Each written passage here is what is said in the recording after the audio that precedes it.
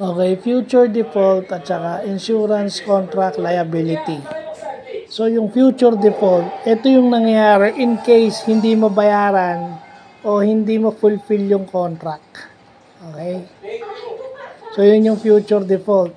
In case na hindi ma-fulfill yung contract o hindi mabayaran yung financial obligation, yun yung future default. Pag sinabi mong insurance, insurance contract liabilities, ito yung mga future default in case hindi ma-fulfill yung contract. Yung liability ng mga yung makukuha ng mga policy holder in case hindi ma-fulfill yung hindi ma-fulfill ng insurance company yung napag-usapan o yung obligasyon nila sa policy holder. So, ibig sabihin, kawalan ng kumpanya yun, kawalan ng insurance company yun.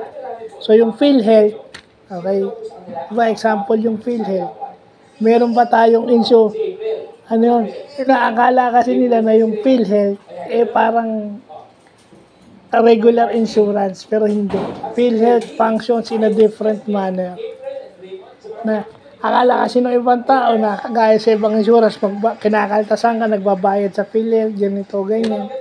And then may makukuha ka pag hindi ka hindi updated, pero hindi. PhilHealth functions in a different way, parang sa SSS yan.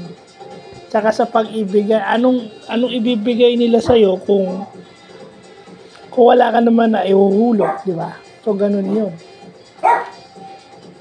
So, yun, napag-aralan natin yung future default at saka insurance contract liability na napaka-importante. No? Yan yung dapat nating malaman kasi yan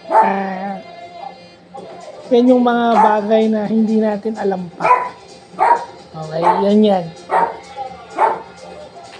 Kasi minsan baka umabot tayo perwisyo yan pag hindi natin alam. So, dapat alam natin.